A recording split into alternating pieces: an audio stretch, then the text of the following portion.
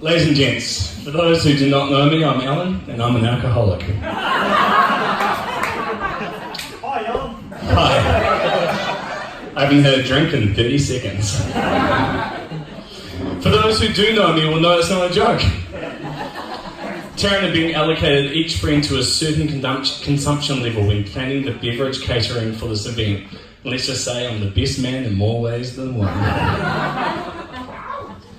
Writing this speech was hard. He may seem delicate, but Ben is a man of extremes. So, the front part of the speech is a 21st birthday party speech. The back part is a 60th birthday party speech. So I want hands up for the 60th. Hands up for the 21st. I was going to do that anyway, so Alison Day, strap in, you're in for a good time. She's not here. Or we can double down then.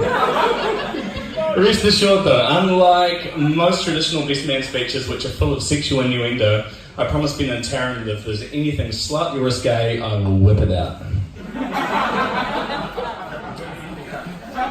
I wasn't quite sure how I was going to write this, so I figured I'd keep it just like Ben. Dry, full of dad jokes, and tell the same story 3 times over. The first time I met Ben, I was on a church camp. He was flicking through an envy-inducing, well-loaded CD wallet and looked up to me and asked if I liked counting crows. Obviously, I answered yes. He then asked me if I liked Third Eye Blind. It was at that point I knew we'd make beautiful, sweet love forever. It turns out he friend-zoned me, but it's still made for a wonderful 20 years. I prefer to call Ben Davis. During our teenage years, we like to cultivate an air of mystery, so we bastardise their own last names whenever we're being introduced or filling out paperwork. Davies became Davis. And for a long time, my fiancée Tabby did not realise that the sweet, kind, normal Ben Davies she knew, and Davis, the veteran of my most outrageous stories, were in fact the same person. After cultivating a friendship through our teenage years, Davis and I decided it was time to take things to the next level. We purchased a van, built in a bed, and moved to Waiheke Island together. We would spend the next 3 months working as waiters at my brick restaurant. It was a summer of extremes. Sleeping in a van on the dodgy mattress with the tangy musk of Ben's body beside me, to rubbing elbows with the hoi polloi in first-class restaurant surrounds. Wearing white starched shirts and well-polished dress shoes in the day, to bare feet and bare-chested at night. Washing in the ocean with Lynx body wash, to drinking $90 bottles of wine every night. Pies and V for breakfast with a side of scurvy and $80 tips per table. But the one thing that was consistent was Ben's maintenance regime. Night swimming was out of the question as the sea salt would put the hair to wax ratio out of balance. And in fairness, he's got that ratio sorted tonight and he's looking real good, so can we give him a hand?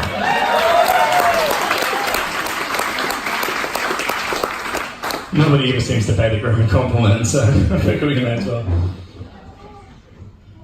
Now, for those of you who don't know the staff at the Beauty Stack in Sandringham, they may have realised that Ben is actually one of the most hirsute men in New Zealand. So I would like to take time to thank them on behalf of Taryn for their help in getting him ready for today, from head to toe.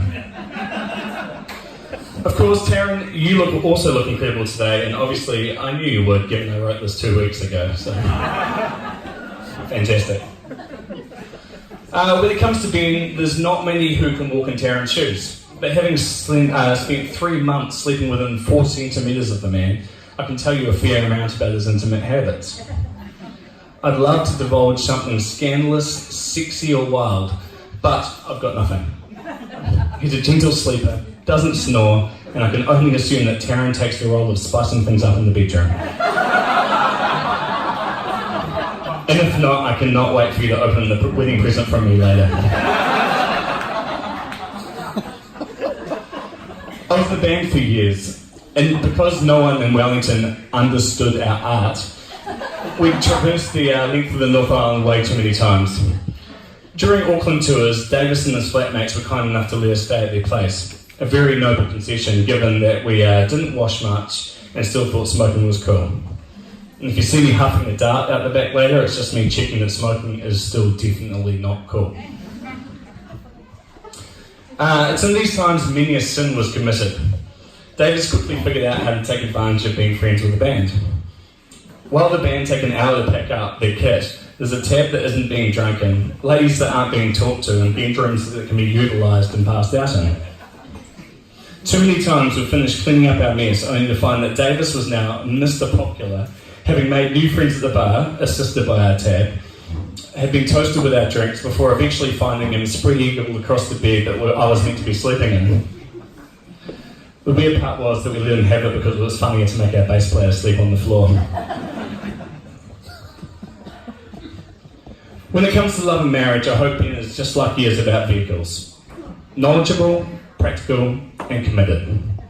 Over the years, he's taught me tons about engines. He showed me the correct way to use a camber on the road and pointed out many a trap for young players. He's also so committed that he spent $40,000 redoing his 1974 Toyota Celica to pristine condition. Now, I'm not sure what he spent on this wedding, but let's hope he gets more than 4 turns behind the wheel.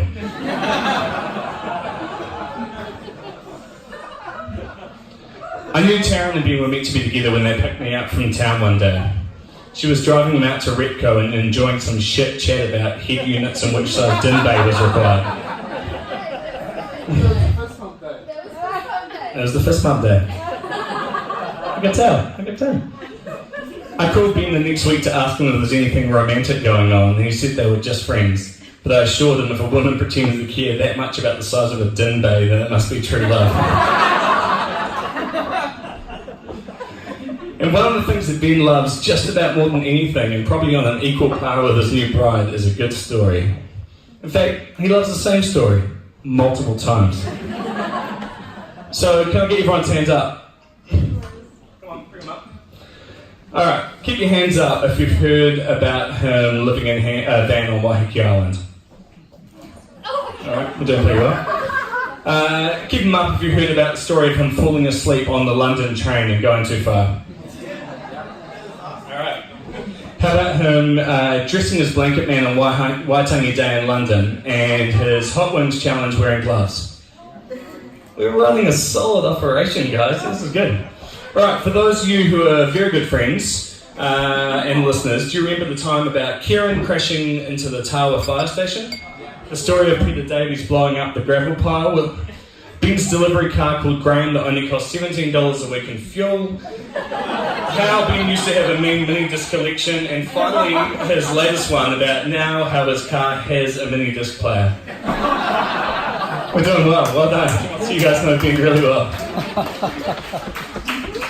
I think we can all agree Davis loves a good story on loop, but we let him tell them again because, let's be honest, they're better the 4th time around.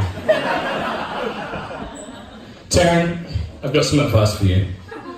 You've managed him well for so many years, but if Ben ever gets grumpy or a little bit down, an easy trick is to resort to the most basic of humour.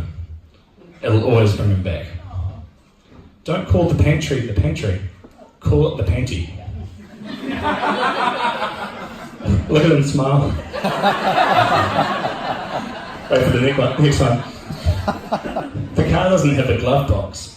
It has a gay love box.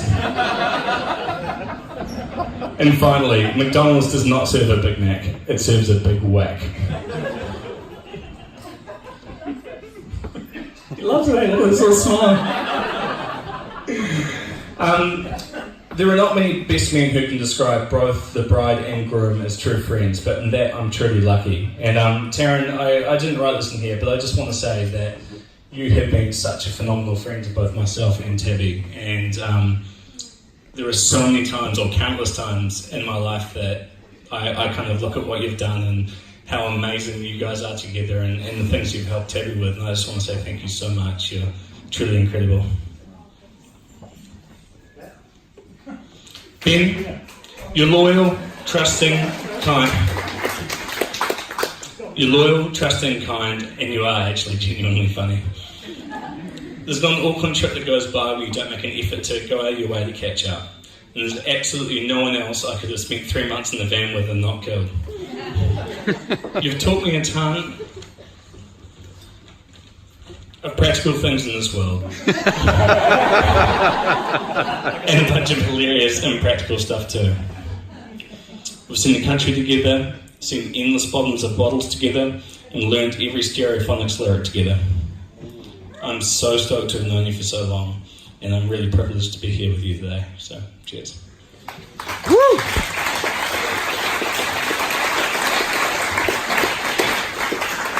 I'd like to end the speech with a few well wishes for you both, so if everyone could charge your glasses. May the two of you have the two essential things you need for a successful marriage: a sense of humour and selective hearing. May you find the home of your dreams, and may I always have a spare room for me to mooch in. May you have many adventures, and may we all get to be a part of them too. So here's the bride and groom, Mr. and Mrs. Davis. Or is it Davies? We'll keep them guessing. Woo! Cheers.